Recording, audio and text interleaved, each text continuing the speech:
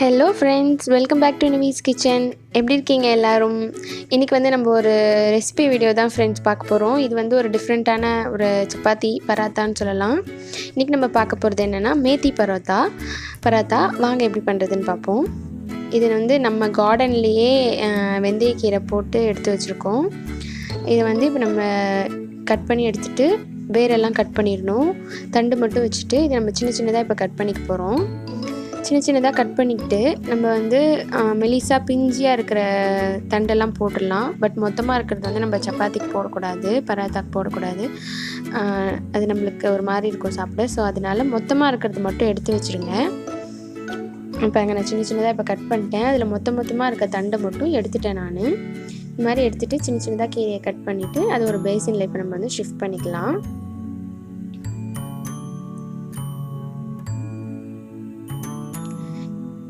இது கூட வந்து நான் இப்போ வந்து சப்பாத்தி மாவு போட போகிறேன். ஆட்டா நான் வந்து ஆஷிர்வாத் மல்டிகிரெயின்ஸ் தான் யூஸ் பண்ணுறேன்.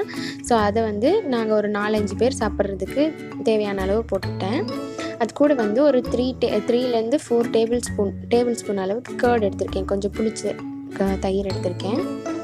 அதை வந்து இது கூட ஆட் பண்ணிக்கலாம். அப்புறம் இது கூட நம்ம வந்து கொஞ்சம் மசாலாஸ் ஆட் பண்ண போகிறோம். என்னென்னு பார்த்திங்கன்னா ஒரு ஹாஃப் டீஸ்பூன் வந்து டர்மரிக் பவுடர் மஞ்சத்தூள், அப்புறம் 1 டீஸ்பூன் வந்து கரம் மசாலா, 1 டீஸ்பூன் வந்து கொரியாண்டர் பவுடர், தேவையான அளவு உப்பு, இதெல்லாம் நம்ம வந்து ஆட் பண்ணிக்கலாம். உங்களுக்கு வந்து இன்னும் கொஞ்சம் ஸ்பைஸாக இருந்தால் பிடிக்கும் அப்படின்னா நீங்கள் இன்னும் கொஞ்சம் கூட மசாலாஸ் எக்ஸ்ட்ரா ஆட் பண்ணிக்கலாம். பட் இது போதும் இந்த அளவுக்கு அப்படிங்கிறதுனால நான் கம்மியாக ஆட் பண்ணியிருக்கேன். நீங்கள் வந்து கரம் மசாலா 2 ஸ்பூன் ஆட் பண்ணிக்கலாம். கொரியாண்டர் பவுடர் இன்னொரு ½ ஸ்பூன் எக்ஸ்ட்ரா ஆட் பண்ணிக்கலாம். நல்லா இப்போ பிசைஞ்சு விட்டுட்டு இது கூட பார்த்திங்கன்னா ஒரு 2 டீஸ்பூன் அளவுக்கு ஆயில் விட்டுக்க போகிறேன். அப்போ தான் வந்து மாவு நல்லா சாஃப்டாக வரும். ஸோ ஆயில் விட்டு நல்லா பிசைஞ்சிக்க போகிறோம். அதையும் ஒன்று சேர்த்துக்க போகிறோம். நல்லா பிசைஞ்சு விட்டுக்கணும். இப்போ நான் நல்லா பிசைஞ்சிட்டேன் பாருங்கள். இப்போ வந்து நம்மளுக்கு தேவையான அளவு தண்ணி ஊற்றி கொஞ்சம் கொஞ்சமாக ஊற்றி பிசையணும். எப்போவுமே சப்பாத்தி மாவு பிசையும் போது அப்போ தான் வந்து சப்பாத்தி ரொம்ப சாஃப்டாக வரும். பாருங்கள் எவ்வளோ சாஃப்டாக இருக்குது மாவு. பிசைஞ்சு முடிச்சாச்சு. இப்போ கொஞ்சம் தண்ணி கொஞ்சம் எக்ஸ்ட்ரா ஊற்றிட்டேன். ஸோ கொஞ்சம் பிசுன்னு இருக்கிறதுனால கொஞ்சமாக ஆயில் போட்டு ஒரு 2 மினிட்ஸ் வந்து நல்லா பிசைஞ்சிக்க போகிறேன். ஒரு ½ ஸ்பூன் மட்டும்தான் போட்டிருக்கேன். எண்ணெய் போட்டு நல்லா பிசைஞ்சு எடுத்து வச்சிடலாம். இது வந்து நீங்கள் இன்றைக்கி சப்பாத்தி போடுறீங்க அப்படின்னா ஒரு 2 hours முன்னாடியவே நீங்கள் மாவு பிசைஞ்சிங்க அப்படின்னா ரொம்ப சாஃப்டாக இருக்கும் சப்பாத்தி.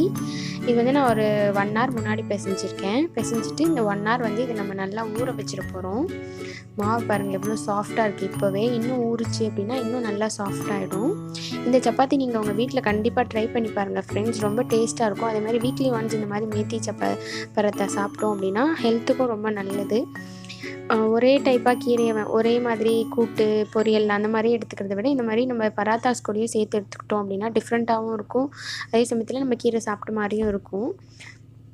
இப்போ பாருங்கள் ஒரு 1 hour ஆயிடுச்சு. இப்போ பாருங்கள் மாவு எவ்வளோ சாஃப்டாக இருக்குது. இப்போ நம்ம திரட்டிக்கலாம். சின்ன சின்ன பால்ஸ் உங்களுக்கு எந்த சைஸ்க்கு சப்பாத்தி வேணுமோ அந்த சைஸ்க்கு சின்னதாக ஒரு பால் மாதிரி உருட்டி அதை வந்து இப்போ நம்ம திரட்டிக்கலாம் சப்பாத்தியாக.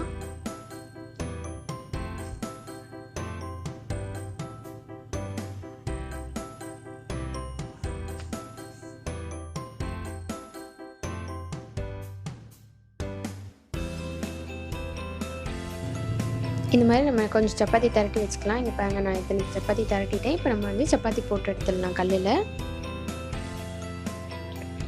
இது வந்து ஆக்சுவலி ஒரு இண்டோலியம் கல், ரொம்ப கருப்பாயிடுச்சு. ஸோ வந்து நல்லா தேய்ச்சி வச்சுருக்கோம். அதனால தான் கல் இப்படி இருக்கேன்னு ரொம்ப கேவலமாலாம் கமெண்ட் பண்ணாதீங்க. இது நாங்கள் வந்து கழுவி வச்சுருக்கோம். அதனால அது அப்படி திட்டாக இருக்குது. பட் கல் க்ளீனாக தான் இருக்குது. ஃபஸ்ட் நான் சப்பாத்தி வந்து நல்லா சாஃப்டாக பொசுன்னு வர்றதுக்கு நான் ஒரு டிப் சொல்கிறேன் ஃப்ரெண்ட்ஸ். நம்ம ஃபஸ்ட்டு சப்பாத்தி போட்டோன்னே உடனே திருப்பி போடக்கூடாது.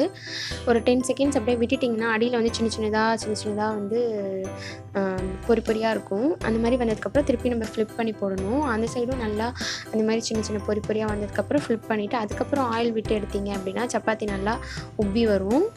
சாஃப்டாகவும் இருக்கும் சப்பாத்தி. அந்த மாதிரி போடுங்க எப்போவுமே போடும்போது. இங்கே பாருங்கள் அங்கே பாருங்கள் பொசுன்னு வந்திருக்கு. ஸோ இந்த மாதிரி போட்டிங்க அப்படின்னா ரொம்ப சாஃப்டாக இருக்கும் சப்பாத்தி. உள்ளே நம்மளுக்கு ஒரு லேயர் மாதிரி இருக்கும். இப்போ நம்ம சப்பாத்தி நல்லா வெந்துருச்சு. இது நம்ம வந்து ஹாட் பாக்ஸில் எடுத்து வச்சிடலாம். இப்போ எல்லா சப்பாத்தியுமே போட்டு முடிச்சாச்சு ஃப்ரெண்ட்ஸ். அன்றைக்கி வந்து சப்பாத்திக்கு தால் செஞ்சுருந்தோம். தால் கூட இந்த சப்பாத்தி ரொம்ப டேஸ்ட்டாக இருந்துச்சு. இந்த ரெசிபி உங்கள் வீட்டில் ட்ரை பண்ணி பாருங்கள் ஃப்ரெண்ட்ஸ். அதோட இந்த சேனலுக்கு நீங்கள் புதுசாக இருந்தீங்க அப்படின்னா மறக்காமல் சப்ஸ்கிரைப் பண்ணுங்கள். தேங்க்யூ ஃபார் வாட்சிங் my channel. Take care. Bye bye.